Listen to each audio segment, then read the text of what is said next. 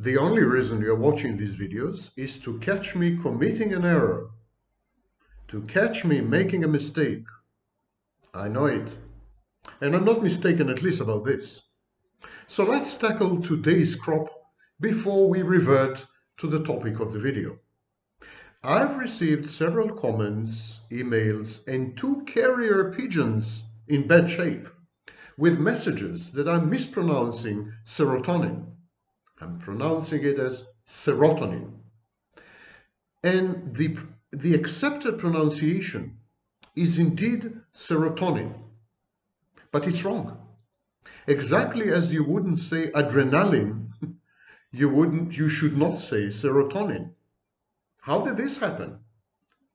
This is the accepted pronunciation. Everyone is saying serotonin. How did this mistake take root so deeply and inextricably? Well, the scientists who discovered serotonin in the 1940s mispronounced the word. They combined the words serum and tonic, and they mispronounced the word. And this mispronunciation was handed down the generations. And today, that's the way we say it. But my critics are right. If I want to be understood, if I want to be comprehensible, I should adhere to the way the overwhelming vast majority of people pronounce the word serotonin. And from now on, I will. The thing is, I'm a bit eccentric, which is a politically correct way of saying that I'm totally nuts. And one of my eccentricities is language. I'm addicted to language, you may have noticed. I study the etymology, the roots of words. I try to understand how they were made, how they're created, etc., etc. And I'm utterly allergic to mispronouncing words, not using the correct pronunciation when it comes to words. And I regret to say, no nationalism or racism implied, Americans do it a lot. They mispronounce words all the time. And because Americans are in control of the global mass media, Hollywood, and social media, these mispronunciations become entrenched and widespread. And it's very, very difficult to eradicate them after that. And so from now on, it's serotonin, but you should know that properly it should have been serotonin, exactly like adrenaline. Now, another torrent of mischievous unraveling of my alleged omniscience had to do with the fruit. Because in the previous video I said that Eve gave the fruit to Adam. And I've received numerous missives informing me that she gave him an apple. Well, actually she didn't. If you go to the text in Genesis 2 and Genesis 3, it's fruit, not apple. So where does this very common misconception come from? It comes from Latin. In Latin, the word evil is malum, and the word apple is malum. Malum, malum. And people confused it. When they wanted to say that Eve handed evil to Adam, they said that she handed him malum, an apple. Now, the last thing I want to tackle before we go to the topic of the video is the commentary by various people that God acted very vengefully, narcissistically, and so on and so forth, in expelling Adam and Eve from the Garden of Eden just for engaging in vegetarian diet. God actually acts in the text as a loving father would. Not only is he a loving father, but he is the first fashion designer, long before Coco Chanel. He, as you will see shortly, he made the first clothes, I'm quoting, unto Adam also, and to his wife, did the Lord God made coats of skins and clothed them. But then, of course, he posted security guards, and he instructed Adam and Eve to leave the emporium as he caught them shoplifting. And then they ghosted him. This is the whole story. So he drove out the men And he placed at the east of the Garden of Eden cherubims, security guards, and a flaming sword which turned every way to keep the way of the tree of life. So God wasn't as bad as he's made out to be. He actually was very compassionate. He saw that Adam and Eve were naked, and he made clothes for them, and he gave them these pieces of clothing free of charge. And of course, he wanted to protect his property, so he placed security guards with swords at the entrance to make sure that the shoplifters, Adam and Eve, will never come to visit this particular shopping mall again. Today, we are going to discuss, we're going to review actually the literature. And we're going to ask the question, why do they abuse you? Why do narcissists and psychopaths abuse you? Why does he abuse you? And why do you stay? He abuses you and you stay. Something is going on here. Some very unhealthy dyad, some very unhealthy connection or bonding. Some dance macabre.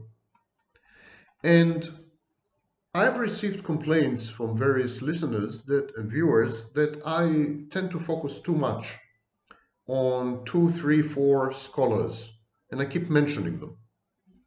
And in the letters that I've received, people said, but surely these topics are dealt with by other scholars, by other psychologists, and by other theoreticians. Can you tell us a bit about these other people? Well, today I'm going to do that. First of all, I'm going to refer you to a book, as had become our tradition, and the book is Sadism, Psychoanalytic Developmental Perspectives. I strongly recommend this book. It's an anthology of articles, but it gives a great overview of dysfunctional relationships. So, the first scholar I would like to mention in this context is a guy by the name of Glasser. That's G-L-A-S-S, E-R. And Glasser came with the concept of the core complex. The core complex characterizes sadistic and aggressive people. Glasser thought, he developed the idea, he started developing the idea in 1986, and he had written about it in 86, 92, 96. And Glasser saw the core complex as a universal stage. Everyone, he said, goes through the core complex. And a central feature of the core complex is the very delicate relationship with a primary object, which is usually the mother. There is a kind of dance, a kind of approach and avoidance, but it's very gentle and very subtle and very delicate and very nuanced and very hinted. The core complex is, on the one hand, a withdrawal from the object, a withdrawal from the mother. You remember that the baby tries to separate from the mother, tries to individuate. In the process of becoming an individual, the first thing that has to be sacrificed is mommy. And mommy is a safe base. Mommy provides, mommy is the world.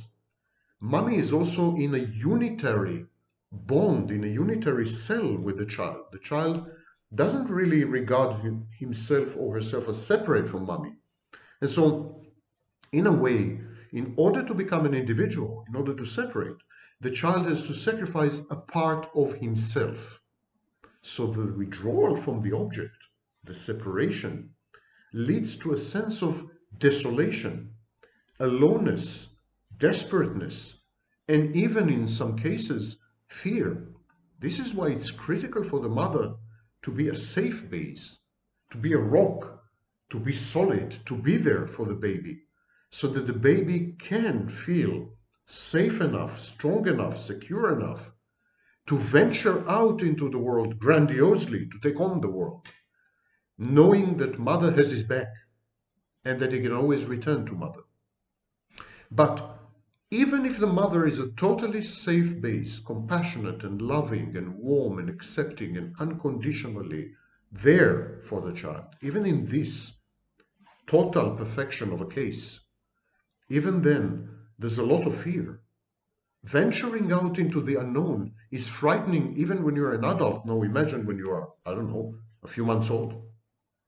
So there's a lot of aloneness, a lot of desolation, a lot of fear, and it can become unbearable. And so children react sometimes by clinging to mother. Clinging to mother. If the mother is a safe base, gradually this clinging will wane and disappear. The child will venture further afield and further afield and further afield. He will start to run away from mother. He will lose sight of mother and he will not panic. He will know that she is somewhere there, monitoring him, looking after him. But if the mother is not a safe base, if the mother is a narcissist or narcissistic, if the mother is labile, dysregulated like a borderline, or if the mother is extremely and rigidly immature and forces the baby to be the mother, parentifies the baby, well, in this case, the clinging will only increase. The clinging will only be enhanced because there will be a perception of doom, impending doom. I'm about to lose mommy forever. Better cling to her. And in many cases, even clinging is not enough. And then there is inside the baby the realization that he needs to utterly control and possess the object. Utterly control and possess mommy. Because if he doesn't, he's going to lose her. So clinging, control freakery, possessiveness, they develop very early on in life. But at the same time, the child wants to separate. He wants to individuate. He wants to set very clear, demarcated, impermeable boundaries. He wants to become his own person. So there is a dissonance, yes. There's a conflict, there's a clash. On the one hand, fear, panic, loneliness, desperation, despondence, desolation on the one hand. And on the other hand, there's the fear of engulfment, of being digested, of being assimilated, of vanishing by merging and fusing with the mother. And when the mother is unhealthy mentally, when she is not able to provide the safe base, there is no resolution to this dissonance. Both strands, both psychodynamic processes operate at the same time. And one of the reactions is a narcissistic and omnipotent psychic organization, where power and control are the pillars and the foundations. The child relies on power plays, displays of unmitigated control, and mind games, frankly, a bit later. And the child also sexualizes the relationship, even with mother. There are hints of incest, and these hints grow with time. The relationship becomes very incestuous emotionally, and as the child matures, becomes, for example, adolescent, this ambient incest, this emotional incest, becomes dominant, and the child is totally parentified. He becomes the mother's boyfriend. He becomes the mother's substitute, husband substitute. But that's later down the road. It all starts in childhood. But such a child learns to relate to objects. In other words, he learns to relate to other people only via control, only via power play, only via submersion, possession, immersion, fusion, merger. These are all utterly dysfunctional ways of relating to an object. They don't allow for whole object relating. They don't allow for proper relating to other people because they don't see other people. In all these ways of relating to an object, the object is there to be subsumed, to be digested, to be devoured, to be integrated, to become an extension. The object is not an autonomous, independent entity with its own boundaries and its own mental space, its own psychology, its own. The object becomes, in a way, symbol, a representation, the condition the condition for inner peace, the condition for ego syntony. It's like a favorite food. You know, you have to eat this food to feel good, soothing. It's a form of self-soothing. And this creates in turn an addiction, because the devouring of the object, the possession of the object and the control of the object are critical. Soothing, comfort, inner peace, a level of coordination, self-efficacy, autonomy, reality testing, all these critical functions become highly reliant on possessing and controlling the object. Now, there are two ways to possess and control the object. You can blackmail the object into possession and control by becoming helpless, by becoming needy, and that's the codependent solution. The codependent is so helpless and so needy that she coerces, forces the object to respond in a way that bonds and binds the object to her. If the codependent is so helpless and so needy and so childlike and so at risk and so disorganized and so disintegrative and so, you know, then you feel that you're obliged to help. It's not okay not to help her. It's cruelty not to cater to her emotional needs. So it's a form of control. Codependency is a form of control freakery. It's a form of possession. That's one solution, clinging, neediness. And the other solution is the narcissistic solution, aggression, power, contempt. So, but in both these solutions, there's no real object relating. There's no ability to relate to other people. And so Glasser says, remember Glasser? It's the guy who invented all this. Glasser says that in core complex defenses, I've just described core complex defenses. In core complex defenses are characterized by a denial of the object. It's like the person says, my mother is not a safe base. She doesn't give me the reassurance and acceptance and unconditional love and presence that I need in order to feel safe and secure and strong and resilient and able to take on the world. So I can't trust her. I can't rely on her. She's not serious, you know? So who can I trust? Who can I rely on? Who is my best and only friend? Who am I in total control of? Who is utterly predictable? Me. Only me. So goodness, safety, security, they come from a single source, the self. The self. And everyone else is considered to be unsafe, hostile, insecure, dangerous, risky, to be avoided. There's a disavowal of the very possibility of receiving love and care from another person.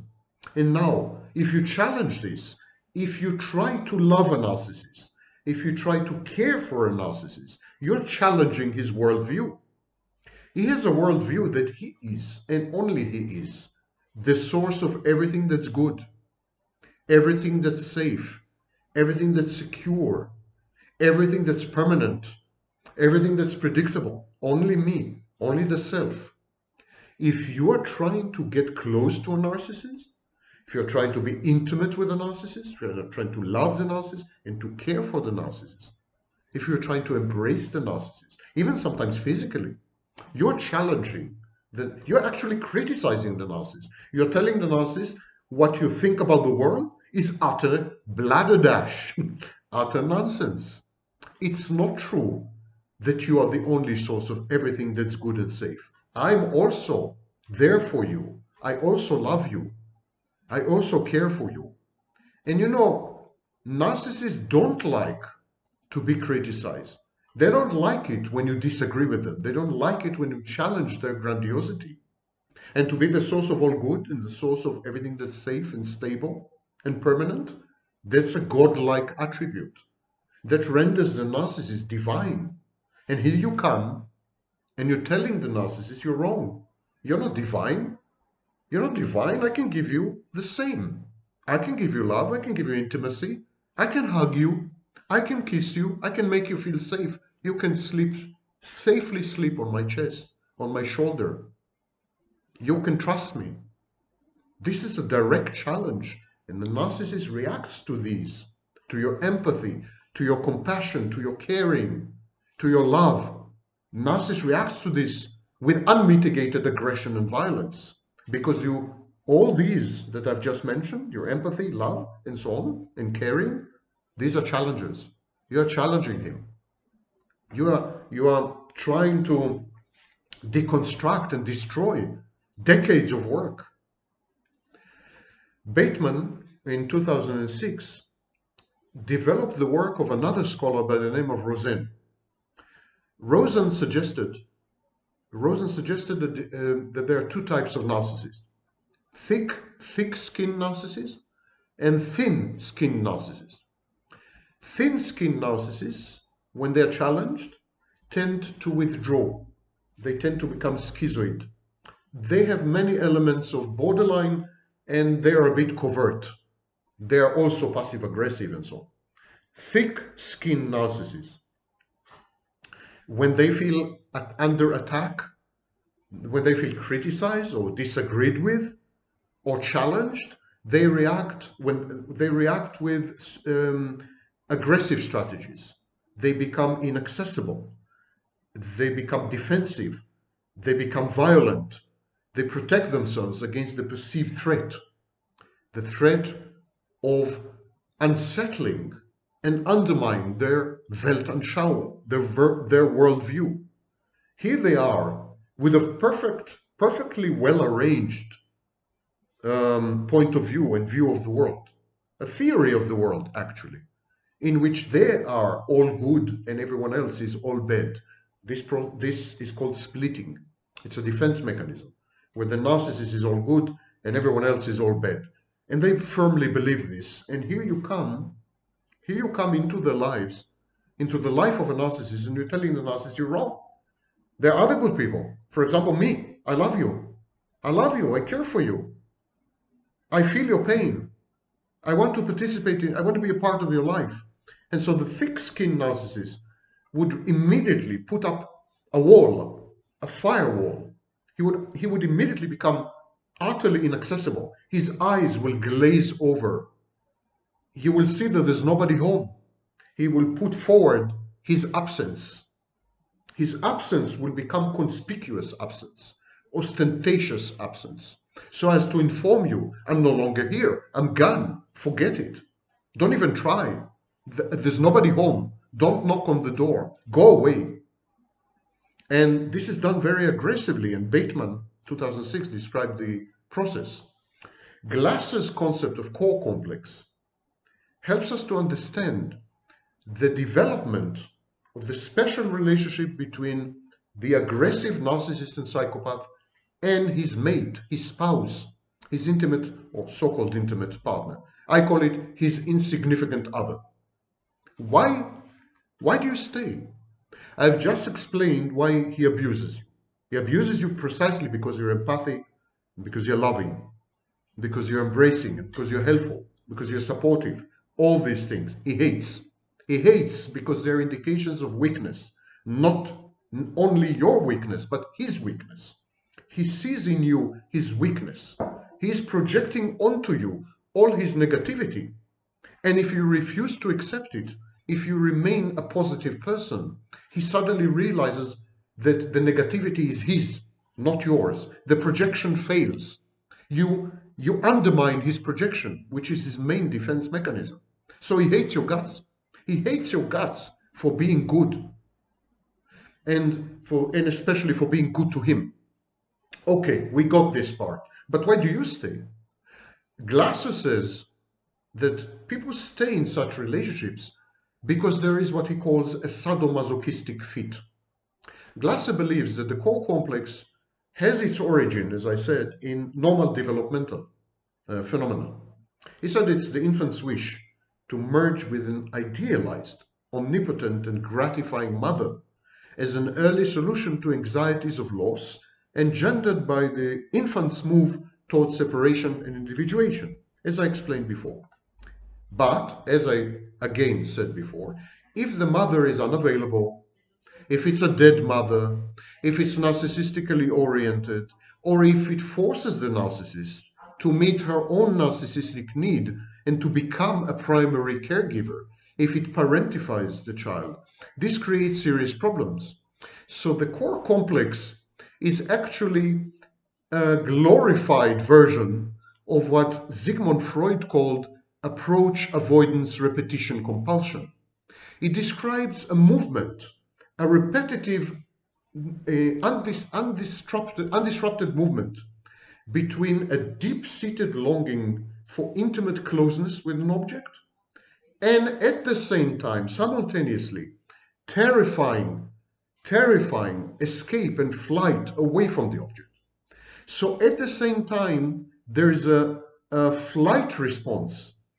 The narcissist tries to run away. You threaten him, you intimidate him.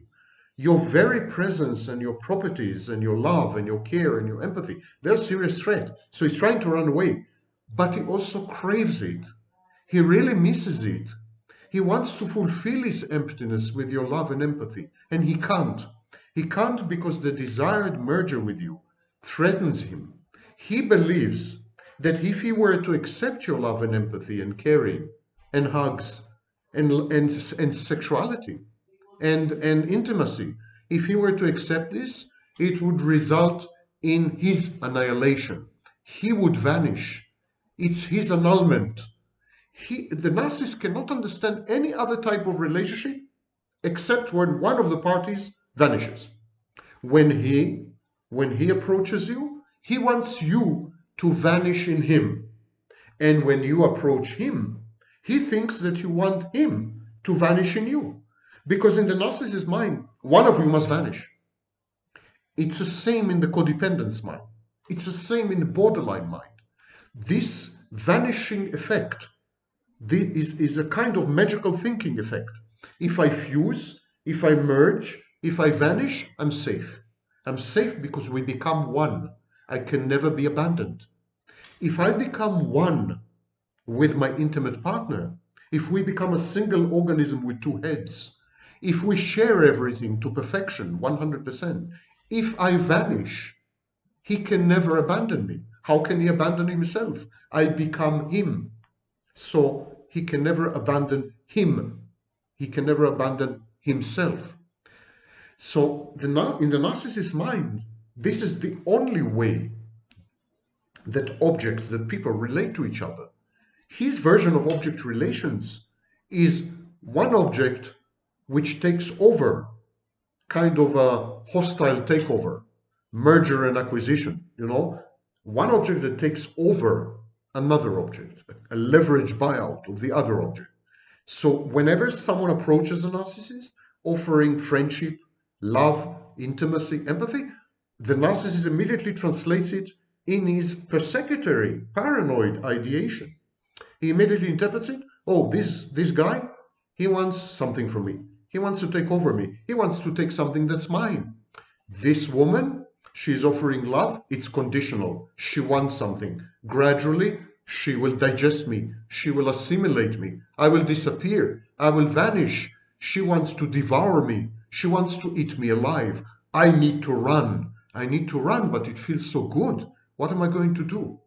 And the ensuing oscillation, this pendulum movement, this is the confused interplay of closeness annihilation and distance abandonment.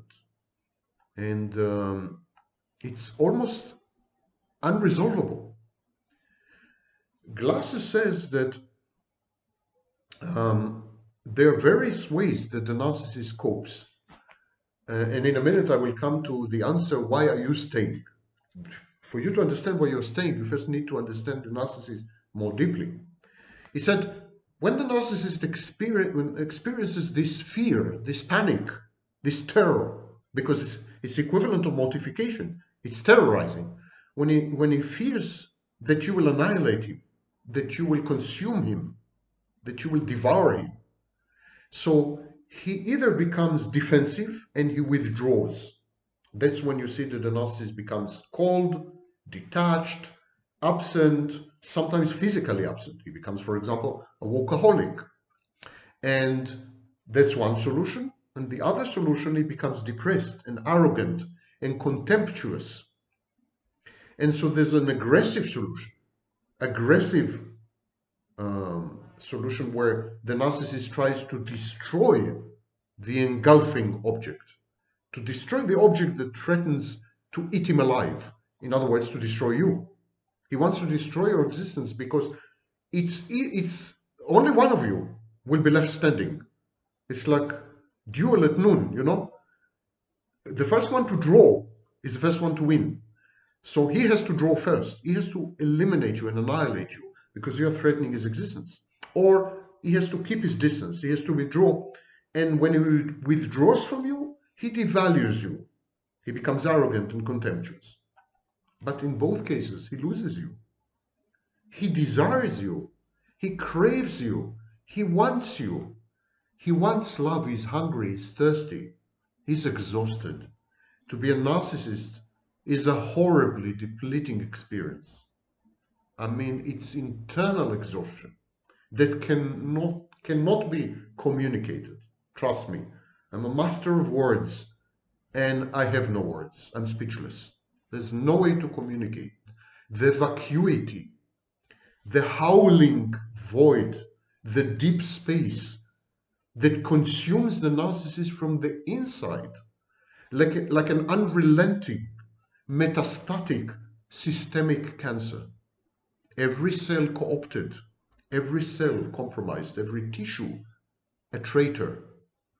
The narcissist has a fifth column inside him, multiplicity, a herd of Trojan horses. And he's fighting this inner battle in this battlefield, and it takes away all his energy. And he's dying to take your energy from you. That's the vampiric element in narcissism. But he also wants to be loved. He's a child, remember, yes? Don't ever forget this. Narcissist is a child, and he's dying to be loved. But and he has this terror that you will abandon him. This extreme abandonment anxiety, and the loss of the desired object is the ultimate tragedy. And that's why it usually leads to mortification, where the false self crumbles and the narcissist suddenly faces himself in the mirror. And this is the fundamental conflict of narcissism. This is the circular nature of the core complex. The aggression, when the narcissist is aggressive, according to Glasser and his core complex concept, when the narcissist is aggressive, it's because he wants to master you. He wants to master you. He wants to own you. He wants to possess you. Because he says he gives up on himself. The narcissist gives up on himself. He says, it's not going to work. It's not going to work because I have no capacity. No capacity to accept love and care and concern and empathy. I am disabled. I can't do empathy. I don't do empathy well. Of course, majority of narcissists aggrandize and reframe this. They don't present it, they don't regard it as a disability, but they regard it as an evolutionary advantage. It makes them superior. It makes them untouchable. It makes them immune. It makes them strong, makes them omnipotent, etc., etc. But deep inside, alone, at night, when everyone's asleep, and the narcissist is in the bathroom, looking at the mirror, he knows everything. He knows something's wrong with him. And he knows he can't fix it. And he knows that he can't do what other people do effortlessly. What every man does 200 times a day, in every restaurant, in every bar, in every workplace. Intimacy, real talk, real communication, concern, capacity for empathy. It doesn't get through to the narcissist. The walls, the defenses, the fortresses, the drawbridges. I mean, he's totally isolated on a hill. It's like a city on a hill. It's like a citadel, and no amount of siege will get through. And Glasser suggests that reality is corrupted in order to meet narcissistically driven needs. But it works against any toleration of dependence, of separateness, of loss, of ambivalence. All these are experienced as threats to the self. So on the one hand, he wants you gone. He wants to separate from you, like the child that he is. He's still stuck in the separation individuation. But on the other hand, he wants you to be a safe base. He wants you to be there for him, to have his back, to love him, to caress him, to kiss him gently, to make tender love to him. He wants this, and he can never have it. It's like Moses and the promised land. It's like the fox and the grapes. And of course, he has numerous cognitive dissonances. I don't really need it. I don't really want it. I'm strong. I'm resilient. I don't need anyone. I'm self-sufficient. I'm self-contained. Yeah, we heard all this. We heard all this nonsense. And when he's alone, he knows it's nonsense. Glasser distinguishes between what he calls self-preservative violence and sadistic violence. He says that self-preservative violence has to do with eliminating the threat posed by the object. It's about attacking the object, destroying the source of the ego-discrepant messages, destroying the fount and the foundation of the challenge to the grandiosity. The narcissist feels extremely discomfited, extremely vaguely menaced by your presence, because your very existence proves to him that it's possible to be different. You don't have to be a narcissist. You can be something else. You can be happy. You can be smiling. You can be loving. You can be caring. You can be empathic. You can bond with other people. You can have great fun. You can have a good time. You know what? You can make love even with strangers. And here he is, crippled, invalided by his own haughtiness, arrogance, and honestly, stupidity, profound stupidity. The narcissist, even if he has 190 IQ, is an unmitigated idiot. He has the wisdom of a donkey. He is knowledgeable, but never wise. And so he wants to destroy you, because you are a reminder of all these things, and you're a witness to his inanity, foolishness. He's a fool of himself fool. And this is the self-preservative violence, because he wants to preserve his self, his false self. And then there is sadistic violence. And sadistic violence is more about gaining control over you, the pleasure of dominating you. In an extreme cases of sadistic narcissists, inflicting pain on you.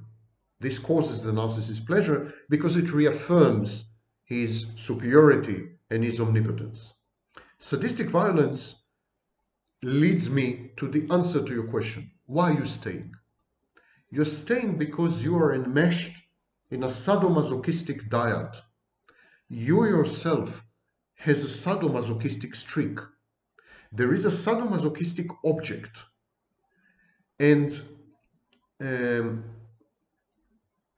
if the relationship between you proceeds beyond a certain point, the manifestations of aggression become toxic because they become addictive.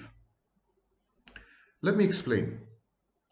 Violence and aggression and passive aggression in a typical relationship with the narcissist has to do with sadomasochism.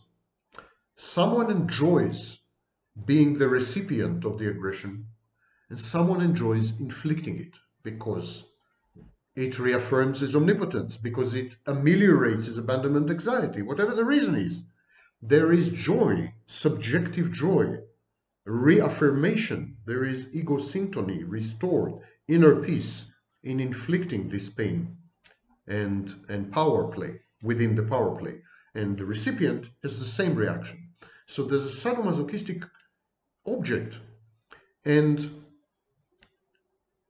you gradually you gradually pick up the signals from the narcissist.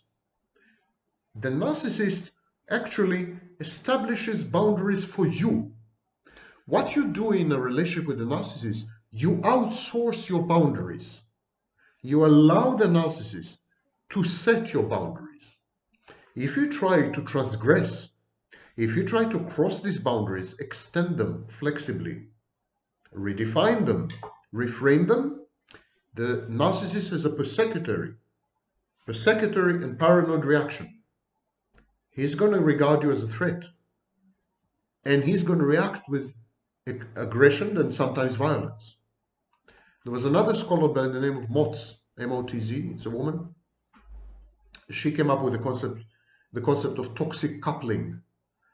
And she demonstrated in her work how the two partners, the narcissist and his intimate partner or insignificant other, how they are destructively dependent on each other. They're allied in a perverse bond. I advise you to read her work, especially papers and books published in 2014. According to Motz, the main defenses that are used to preserve the relationship are projection and projective identification. And these defenses serve important functions. They are destructive, but when you are inside the relationship and when you experience the projection and the projective identification, you feel vindicated. You feel alive. You feel you have a firm grasp of reality. You feel addicted. It's very addictive.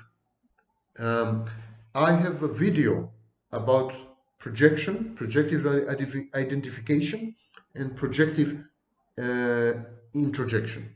So projection, introjection, projective identification. I have several videos actually, but there's one of them which deals also with introjection.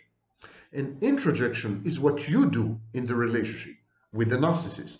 You are the narcissist's spouse or mate or girlfriend or whatever, and he is doing projection, you're doing introjection. You're equally contributing to the relationship. Steiner in 1993 discussed the emergence of sadomasochistic type of relating in such relationships. He said that both love and hate exist in these relationships, and they both function in a perverse way.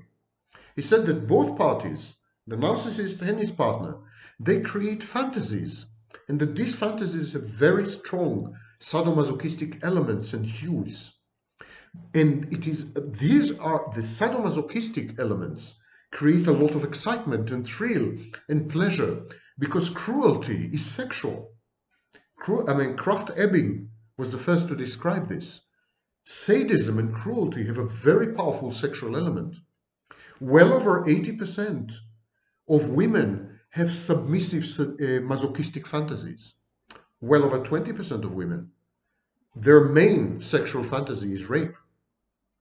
And of course, men have aggressive fantasies. So when there's embedded cruelty, when the abuse is ritualized, when it becomes a common religion, a shared fantasy, a shared psychosis, there's a lot of excitement and pleasure and thrill. It's like a joint adventure. And this is not inhibited by any recognition of hurt or damage to the object. We see this a lot in BDSM, in sadomasochistic sex, where the hurt and the pain are recognized. The parties know that they are inflicting pain and hurt on each other, but it's highly regimented.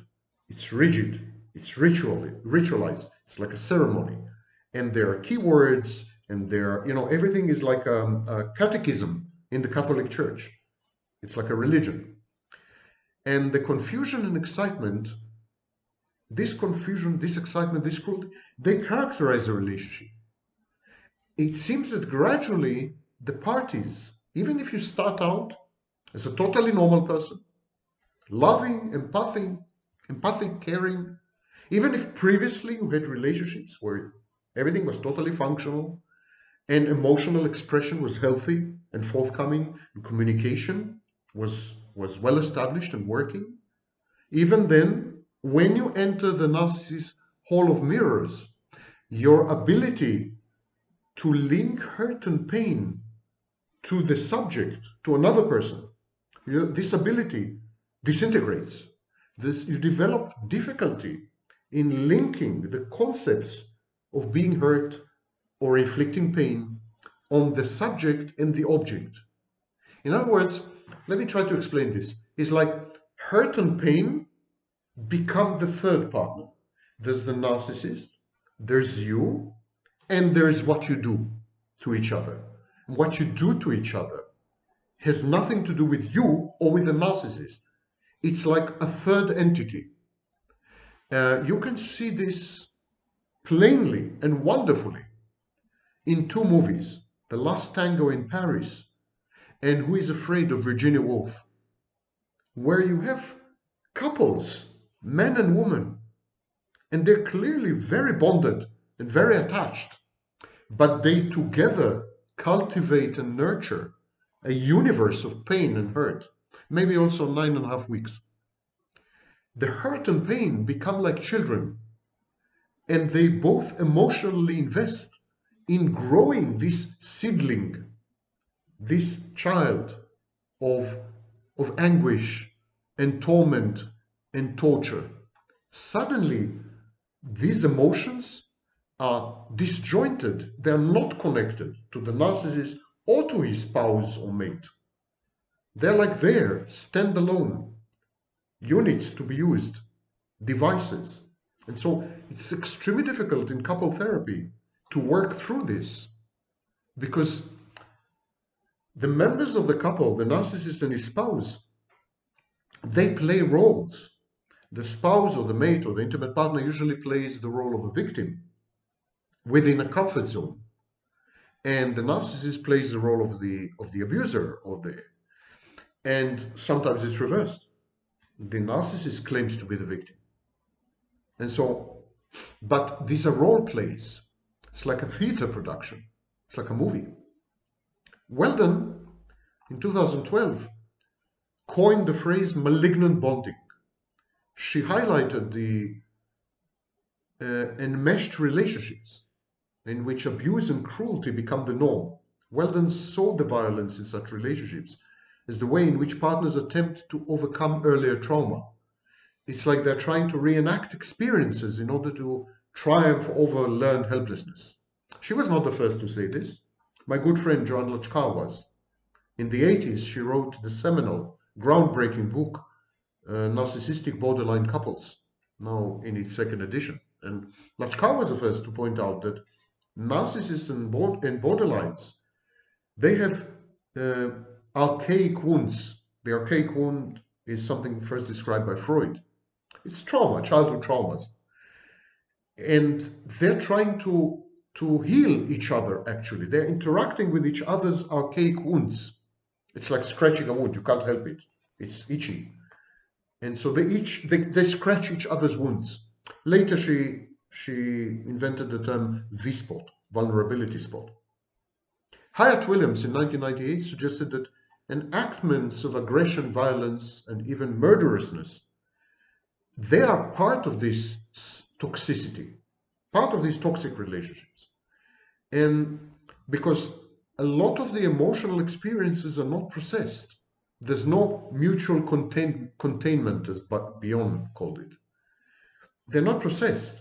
The emotions are not really processed. What happens is the emotions are converted into the language of mutual aggression, mutual infliction of pain and hurt. Yakeley in 2010 suggests that if the child had internalized a pathological attachment relationship, then his or her capacity to regulate emotions is very reduced. And the individual is more likely to express emotions in a primitive way by engaging in aggression and violence towards self and others. But I value most an earlier contribution by Fonagy and Target. In 1995, they asserted that aggression and violence come about because people are unable to reflect and unable to mentalize. And in my next video, I'm going to discuss mentalization, because mentalization is the very mechanism, the very process by which we generate empathy. Mentalizing is a process where we make sense of each other, and we make sense of ourselves by making sense of each other in terms of subjective states and mental processes. In other words, we ask ourselves, what's happening to this guy or girl? What's going on through their minds? What makes them tick? This is mentalizing. It's a social construct. We are attentive to the mental states of people we're with, physically, psychologically. It's the ability to understand the mental state of oneself and of other people. And it leads to behavior, translates to behavior. It's a form of imaginative, creative mental activity. It's with mentalization that we perceive and interpret human behavior in terms of intentional mental states. And without mentalization, we cannot create a theory of mind, a theory of other people's minds, and therefore we cannot empathize. And I think these insights by Fonagy and Target this is the crux. This is the issue. This is the issue. When you're not allowed to separate and individuate, there's no one there. You are not allowed to become. And when you're not allowed to become, who? There's no one there to do the observing. If you don't exist, you can't observe. If you can't observe, you can't reflect. If you can't reflect, you can't mentalize. If you can't mentalize, you can't realize that there are other people. You can never understand other people because there's no you. If there's no you, there's no he. If there's no you, there's no she. If there's no you, there's no they. If there's no you, there is no world except something very fuzzy, very foggy, very ominous, very about to become, on the verge of becoming, but never really there. The narcissist is an absence about to become, on the threshold of becoming a presence. An absence on the threshold of becoming a presence. And yet, absence fears presence. And here you come, and you're offering the narcissist your hand, and your heart, and your mind. And you're telling the narcissist, take my hand. I'm going to lead you over the threshold. I'm going to lead you over the threshold from absence to presence. But you don't understand. What you're saying to the narcissist is, take my hand. I'm going to lead you into your greatest terror, into your most horrible nightmare. I'm going to lead you into becoming. I'm going to lead you into becoming an entity. Narcissist fears nothing more than the world and than having a presence in the world. And you can facilitate this. Therefore, you are the enemy. The more you love him, the more of an enemy you are.